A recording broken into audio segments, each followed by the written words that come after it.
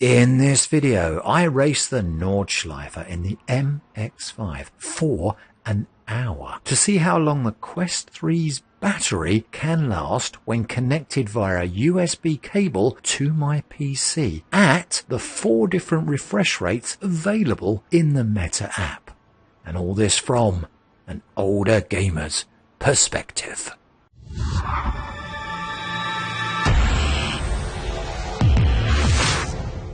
In the comments section of my previous videos, I am often asked how long the battery on the Quest 3 will last when connected via USB cable, assuming that cable has no additional power supply plugged into it. And in this video, I'm going to attempt to answer that question by racing for an hour at the Nordschleife in the MX-5 at 72, 80, 90 and 120 Hz, all of the refresh rates available via the Meta app. From this, I hope to extrapolate the approximate battery duration of the Quest 3 when connected directly to a PC via the mainboard's USB-C port. I have no external PSU on this cable, so in my case, the Quest 3 is only receiving power via the mainboard, which is the MSI Pro 790-A. This trickle feed of power from the USB port on my mainboard is never going to be enough to maintain a 100% battery level in the Quest 3. Effectively, by using this cable, I'm only slowing down the rate of discharge, not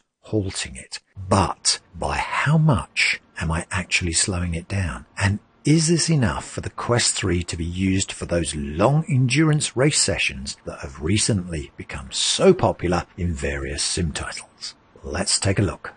Getting excited. Test criteria. For these tests, I'm going to use iRacing and then set up an AI race at the Nordschleife, as this is one of the few tracks in iRacing that I can actually get to maintain the full 120 frames per second when I set the Quest 3 to 120 Hz. Many of the other tracks, such as Spa or Willow Springs, cause my 4070 Super to struggle when attempting to maintain 120 FPS, which put them out of the running for this test, so the Nordschleife it is. Yes, I could probably improve this by lowering my iRacing settings, MSAA to ×2 for example, but I wanted these tests to reflect how I normally race, and so chose Nordschleife as it was actually able to maintain 120 FPS. The AI race that I set up for this test is nothing crazy. It's just 19 AI cars plus me, making it 20 cars on the track, and the drive session will last for approximately 60 minutes. So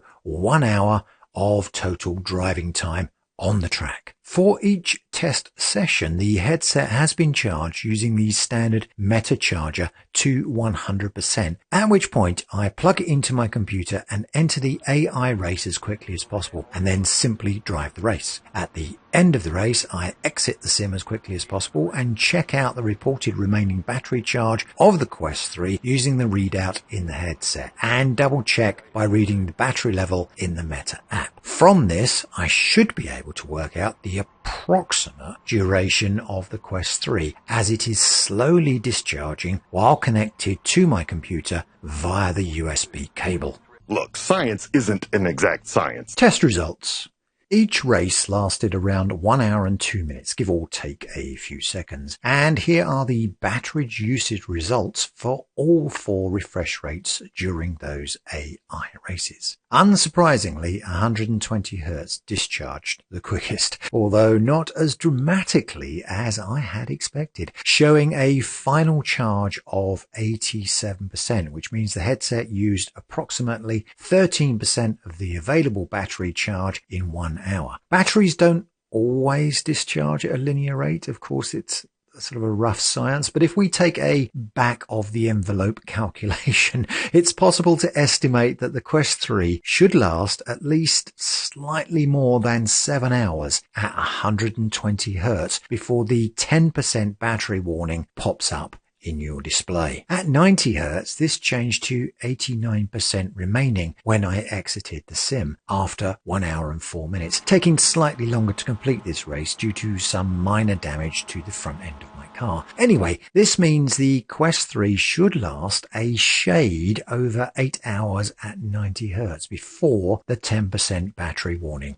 appears. At 80 Hz, the result came in at 90% after a race lasting an hour and 1 minute. Yes, my laps were getting quicker, with my fastest lap being 8 minutes and 34 seconds. This means that the Quest 3 could potentially last about 9 hours at 80 Hz before the 10% battery warning appears. And finally, at 72 Hz, the battery indicator showed 91% when I exited the sim after 1 hour and about 2 minutes, which means at 72 Hz, the Quest 3 should last a shade over 9 hours before the 10% battery warning appears. I mentioned this battery warning at 10% because you really shouldn't take your headset battery lower than this on a regular basis. Otherwise, you could damage or degrade its charge holding capabilities. Also, this might just be something that happens to me, but when the 10% battery warning appears in my headset, I crash the car because the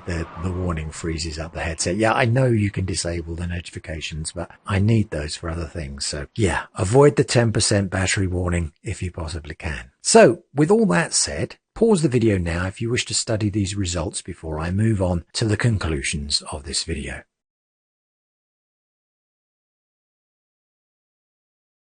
Conclusions. Just before I talk about the results, I just wanted to take a moment to appreciate the Nordschleife, a race course that, in my mind, has it all. I feared when I began these tests that hours of driving around the same course over and over again in preparation for the tests and then the actual tests themselves might get a little boring. But no, Nordschleife has so much going on with twists and turns, rapid deaccelerations, even grabbing some occasional air, that it's very difficult to get bored with this course, especially with the long, epic straight past the castle where you can slipstream to your heart's content and hopefully whiz by the competition. It truly is a remarkable track, and quite the contrary to being bored with it. After hours of testing for battery usage, I was chomping at the bit to get back out there and give it another go. It is by far my most favourite track ever, and this test in AI with 20 cars at the Nordschleife has been the most fun I've had with iRacing in a long time. Not sure what that says about me and iRacing, but that being said, back to the results. As I said earlier, these results do need to be taken with a pinch of salt, as batteries don't discharge in a linear fashion. The more you use the battery, the likelihood is the discharge rate will show a slight increase. That being said, I think we can all agree that the Quest 3, when connected to a PC via a USB-C cable, even without a PSU in the chain, lasts a lot longer than most people would assume. Even at 120 Hz, it lasts a decent amount of time. If you can sit in your sim racing chair for longer than 7 hours, your bladder has my admiration. To me, 7 hours is more than enough. And if it isn't, then 9 hours at 72 Hz should be good enough for everyone's needs. Really, it should be. And if it isn't, then you just need to add a PSU to your USB cable and effectively get unlimited race time, and good luck with the bladder. As an extra tidbit of information, running the Quest 3 via Airlink with no cable attached showed a discharge to 61% at 72 Hz after a 1 hour race, meaning the headset should last approximately 2 hours with just the internal battery before the 10% battery warning pops up inside the headset and you probably crash your car. And if you're like me, you probably have a second external battery on your headset. I didn't connect it for this test, but if I had done, it probably would have lasted a long time. So now you know the facts. Does the battery on the Quest 3 last long enough for your racing needs? Let me know in the comments below. And if you race with Wi-Fi and an extended battery, are you tempted now to go with a cable? In the meantime, I hope you found this video helpful, and until the next one, race clean and I'll see you on track. If you enjoyed this video, don't forget to click the like button, and if you haven't already done so, subscribe. Click the little bell icon if you want to be notified of any future videos.